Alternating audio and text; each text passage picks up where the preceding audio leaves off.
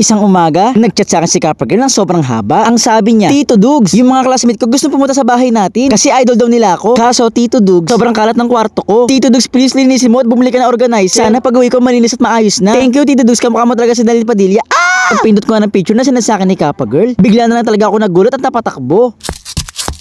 At grabe, hindi ko na-expect na makikita ko lahat ng in-order ko para kay Kappa Girl. Nakakarat lang pala din sa kwarto niya at hindi man lang niya inaayos. Ay nako, grabe talaga. Hindi pa ako nagsisimulang maglinis, pakiramdam ko pagod na ako. Kaya naman eto, na-pa-order na lang ako ng organizer. At after ilang oras lang, may nag-doorbell na sa bahay ko. Pagbukas ko ng pinto, nagulat ako sa nakita ko. Dumating na pala yung organizer na in-order ko. At buo nang dumating. Buti naman at hindi na ako mahihirapang buuin. Kaya naman eto at binuhat ko na. Dinala ko na nga pala dito sa kwarto. Para makapagsimula na, nagwalis muna ako. Kasi dyan mismo sa spot na yan, ilalagay ko itong organizer. Eto nga, pagkatapos ko magwalis, pinwesto ko na itong organizer. Black nga pala, pinili kong color. 5 layer na rin para marami akong mailagay. Matibay naman siya dahil naka-steady, hindi gumagalaw.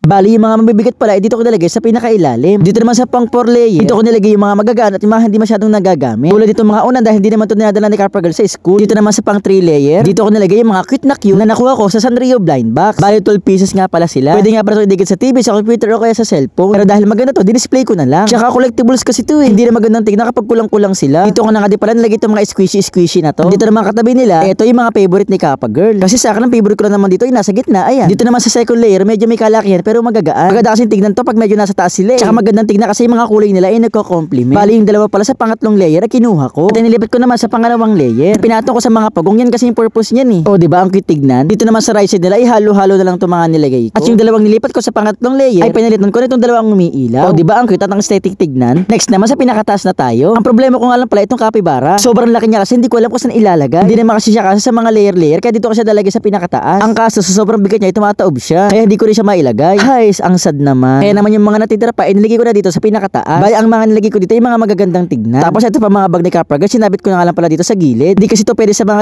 layer. Kailangan talaga pasabit to mga to. At buti naisip ko yung spot na yan, saktong-sakto lang. Maganda pala talaga tong organizer na to. Kasi madami ka pwede ikibit kahit sa mga gilid-gilid. Malalaki, maliliit, talaga merong paglalagyan. Eto nga, nailagay ko na nga pala lahat. Hay, grabe, medyo nakakapagod din pala to. Tingin niya magugustuhan kaya to ni Kappa Girl. Eto, tignan nyo.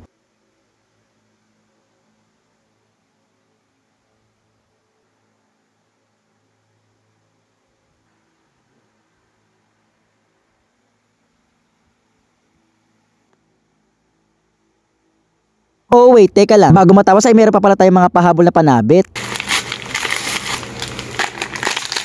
Dumating na pala ito in-order ko para kay Kappa Girl na keychain. Pinabili niya sa akin ito dahil meron daw siya bagong best friend sa school. Ibibigay daw niya yung kalahati at kanya naman yung kalahati. Ito nga, saktong-sakto. Grabe nga, ang galing nga nung sinabi ko, hindi rin talaga sila naghiwalay. Para pala to sa mga magbe-best friend o kaya sa mga magjojowa. Ayan, finish na talaga. Maganda at maayos ng tignan. Hindi na siya sabog-sabog at pakalat-kalat sa sahig. Next time, tuturuan ko si Kappa Girl kung paano maglagay sa tamang lagayan. O siya, yun na lang muna. Thanks for watching. Bye-bye!